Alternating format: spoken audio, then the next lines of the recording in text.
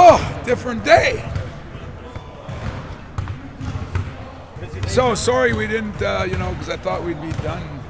But we changed our plans after a lot of meeting today that we just weren't happy with ourselves.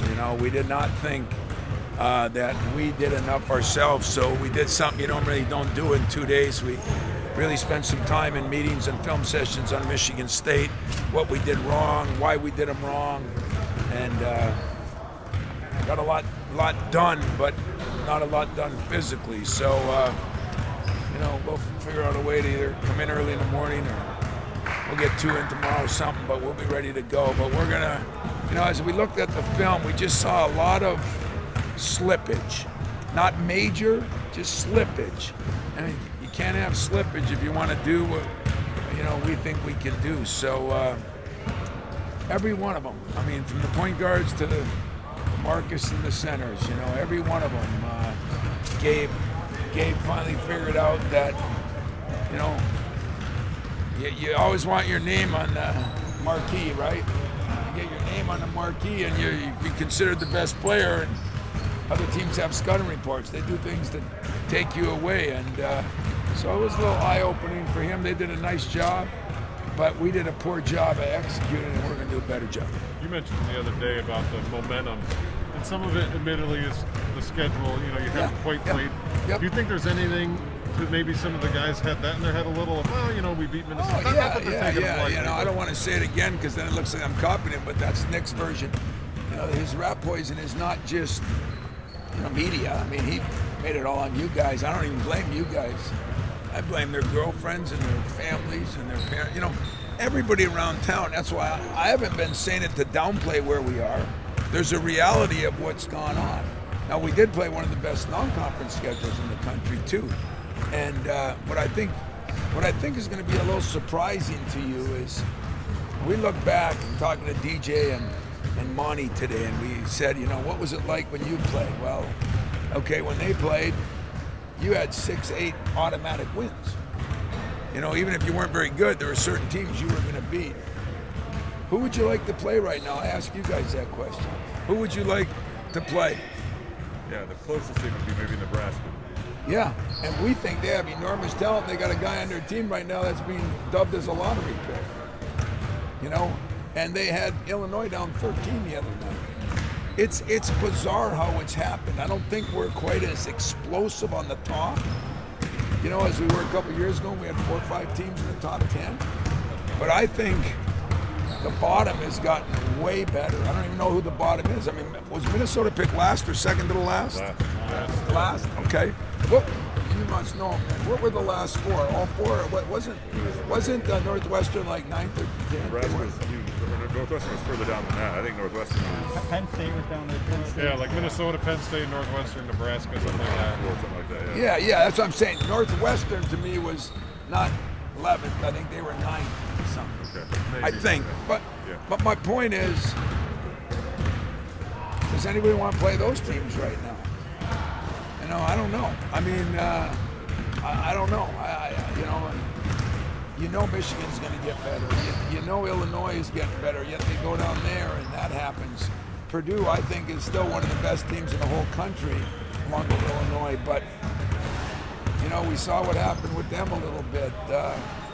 We saw what happened with USC. Stanford's. It's bizarre. And the good news, as I told my team, I don't think we're better than a lot of teams, but I don't think we're worse than a lot of teams either. So somebody's going to make a move, and pretty soon there gets to be separation. Not because of schedule or but it gets to be real separation. And that's why the Come to Jesus meeting was about, hey, don't be fooled where we are. Don't let people tell you your coach is crazy. Coach's been in it 27 years. He knows what it's going to take to be successful. And no matter who we play, we got to do some of those little things. The turnovers have been a problem, right? We don't think our defensive intensity and rebounding has been as good as it was early. We went back and looked at Baylor. We went back and looked at UConn. We went back and looked at Minnesota up there. So what does that lead to? It defense isn't as good, the penetration is better. You give up more rebounds. Defense isn't as good, then you don't fast break, which was one of our strengths. So we laugh because the motto here has been, and it's in our board down there with Magic with it, defend, rebound, and run.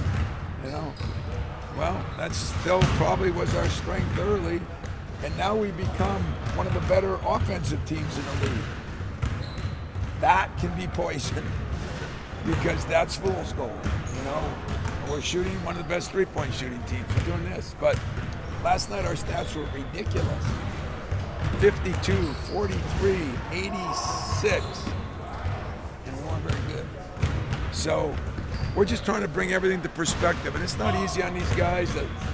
The lack of playing Michigan, the things, those are all valid, but they have nothing to do with the end. So it was a good meeting. It was a long meeting. It was a good film session, long film session. I think we got some things done. So Minnesota, what you're saying, was good enough to expose some slippage if you had slippage, which you did. Yeah, and I also think Minnesota, they were, 11-3 coming in? What were they? 10-3 coming in. Okay, so 10-4. That's a good team. They beat Michigan on the road. They played a couple other teams down to the wire. Now look at Northwestern, Maryland, you look at their schedule and you can say they were 0-4 and they were in every game they were in, including at Illinois. And so it's different than we're used to. But we have a chance, I think, to be better than I thought. And I just want to make sure that we don't let things, fool's gold, get us. Let's not let those damn analytics get us. Because the analytics yesterday means we were superb. Even defensively, 43 is not good for us, for them.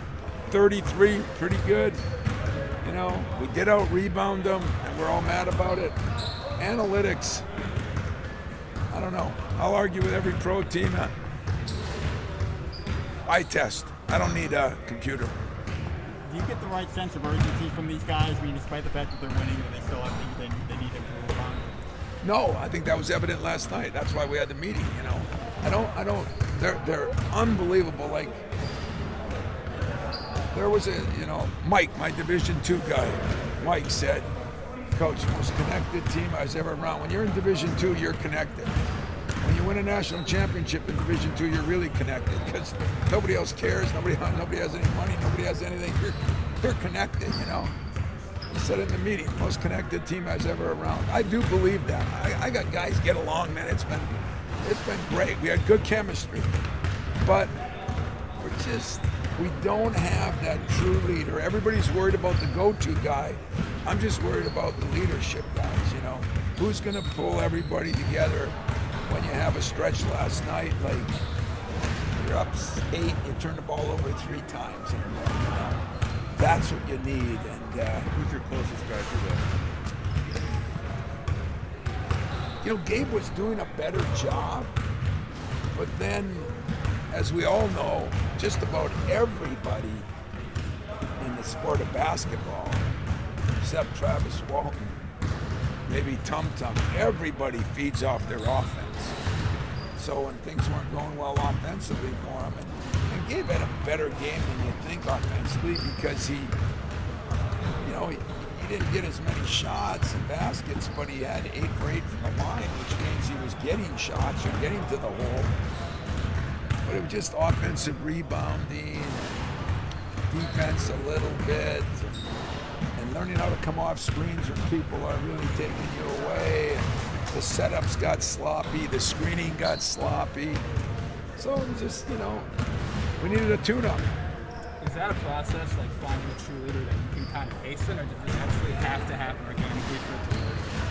Well, we're going to try to hasten it, but it's, it's difficult. It's not one of the things, I don't think all leaders are just born, but it's close to that, but we can get some of that, what you forget is, what do the other teams have?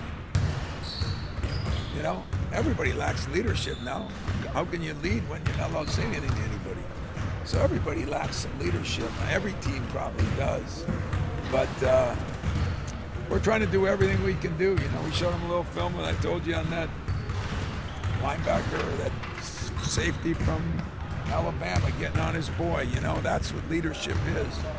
And I think what our guys are starting to figure out is that we're all in this together, so quit being so fragile. What do you think about Malik, the three-pointer he hit on the replays and those turnaround jumpers? Malik is shooting. You want to go analytics? Go his analytics.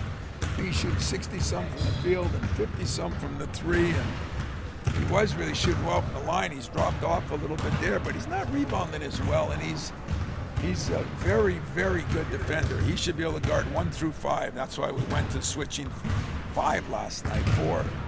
And, you know, but he's been consistently a little inconsistent, and we're just trying to tell him, man, you got so much to give. And that's why I keep telling you, I think our ceiling's high, but there's a lot of high ceilings that never get reached.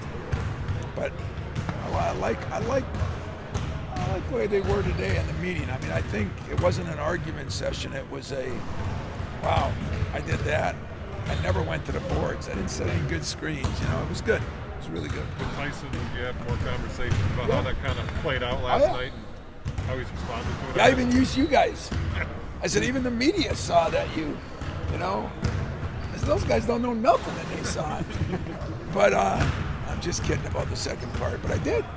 And, you know, brought him back last night and just talked to him, you know. And it's funny because, you know, this transfer thing and everything, come from the lower levels, you usually got more enthusiasm about what you're excited. I get to play in front of 15,000 instead of 3, you know, and all that's great. But also you play at this level and, you know, mistakes aren't as tolerated. You've got to be harder on yourself. You got to be more demanding. People are going to come at you more.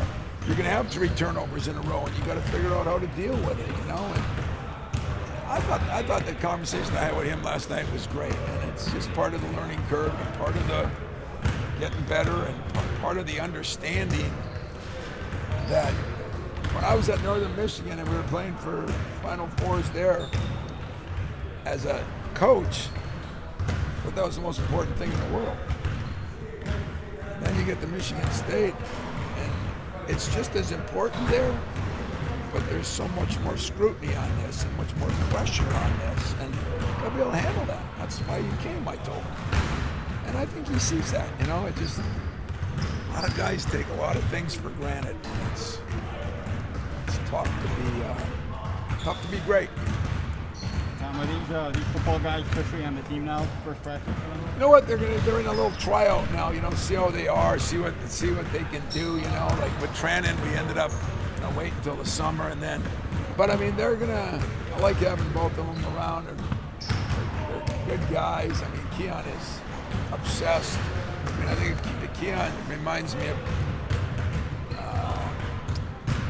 Dion. I think he loved basketball, loved baseball, loved football. You know, I think this kid's in love with every sport there is, and he works at it. So we'll see what happens, but I'm not expecting any doors of grandeur right now. I just, let's see what they do and whether it's worth their while to stick around. Mel's been great. Him and I have talked, and as far as Malik, I think, he wants to. He's related to DJ, but as far as Keon, we recruited him that way, as you guys know, and rightfully so. I mean, he was a pretty good player in high school, so we'll see what happens. I don't know what that'll mean, but nothing for a couple weeks except get some workouts in and kind of, I don't know, it's a tryout, kind of try it out. What about, we talked about Tyson, then we see AJ. AJ last night comes in and then plays a stretch of some of his best basketball. You're talking about consistency and all that. What's the key for him to take that next step to avoid those moments where he has the couple turnovers? Yeah, I think sometimes AJ tries to do too much, and I think right now sometimes Tyson tries to do too little.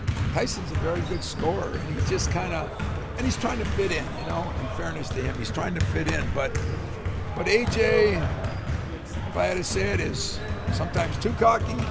And Tyson, if I go to say it, is sometimes not cocky enough.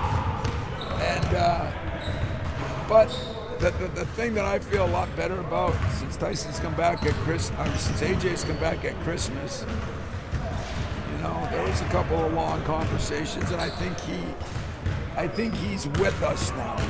You can say, well, that's the way it's supposed to be. You never with your head coach. How do you like your head coach? He's a jerk. And Tyson, on the other hand, last night was actually a positive thing. Anytime you can make constructive criticism after a win, that's a good thing, because everybody can take it a little bit more. You even deliver it a little bit better. You're not all mad. You're matter of fact. And that's what last night. Matter of fact. And I think it's going to help both guys. Really good. Any advantage to having another game in a similar scenario, team you beat, sort of similar scenario to Minnesota, to see the response? Yeah, to see the response, but I do like Northwestern. I mean, I know they've lost some tough games, but they've been in every game, and they got good players. He's a good coach. They got good players and experienced guys. They've got as much experience, more than we do, in their top seven. So I think that's what makes me nervous. That if some of it is a little, I'm used to this, we've already beaten them. I mean, they had us down 12 points or whatever. You hope not, but I don't think that'll be the case. I think they have a better understanding that this whole country right now, there's a lot of teams that are good enough to beat a lot of teams. And we're good enough to beat a lot of teams. Unfortunately, a lot of teams are good enough to beat us. And that's kind of the gist of what we talked about, and try to figure out that every day, man, we got to get better. We can't waste any days. Tom, to clarify with Tyson, was it your decision not to put him back in, or did he say, I don't want to come back in last night? No. He just thought it was best to leave him? He has to come out, as you guys told me. And, but he just said he wanted to gather himself, this and that. Then AJ started playing better, and DJ looks at the big guys, Monty looks at the point guards, and Monty felt like, and I did too, that AJ was playing good enough. Now at the end, did I want him for free throw shooting and that? I did, but after 7, 8 minutes, nothing wrong. He let those things get to him, the turnovers. Then he had what would have been a great lob to Markey, and he threw it into the shot clock. Sure. And that didn't go over well. That's what I was trying to clarify. Almost went in. Yeah, no, it was just, I guess it was coach's decision, but it wasn't that he didn't want to go back. It wasn't Antonio Brown. I didn't see him with a shirt outside. What about the defensive slippage? You've been a good shot blocking team this year. Are some guys getting a little fallen in love? Yeah. And I think not being solid is why teams. There's a team that is a poor offensive rebounding team, and they had 12 against us, because I think we let them penetrate and that stuff too much, and because of that, you're out of position. And I always said back in the day when we were such a good rebounding team, because nobody could break that wall. Now things have changed. There's a lot better ball handlers, a lot more ball screens. But we got to get back up to not letting people penetrate. I mean, we're holding people to 26 or 7% from the three. I mean, in the league, I think it's 25. It's unbelievable. We just got to not let the dribble penetration get us. One quick thing with the basketball guys, or the football guys, do they have to do like would you want them doing almost like a mini camp just to get basketball ready, fundamentals ready? They'll do some working out on their own, or do you just but throw we're not right in? going to spend time with them on that. I mean, we're in the middle of the season, got a team to coach, and thank God I've done it a few times with Lorenzo Guess. I did it with him, I did it with Andre Rison way back in the day. That was a little different, but more like Matt Trannon, who really, I don't think played his first year, and then worked out that summer, and then the next year he came with us, and then boom, he was pretty good. And we had a need too, and I don't even know in person what these guys can do. In other words, I know Malik a little bit better, but I don't know Keon. Keon's a phenomenal athlete, really is, and I just didn't know if there'd be like an incubation period before you brought them together or something. Well, to do some I mean, fundamentals we're or going to anything, have you them know? here, but I mean, they might not get into much of the stuff. But that won't be our key, I promise you. Not right now, and that's no insult to them. It's just that what I told them, they got to fit in with this team. They got to show, because our chemistry and camaraderie is good, and I think those guys will be good. And Mel's been great. Mel's been awesome. All right, guys. Appreciate it. Thanks. Thank you.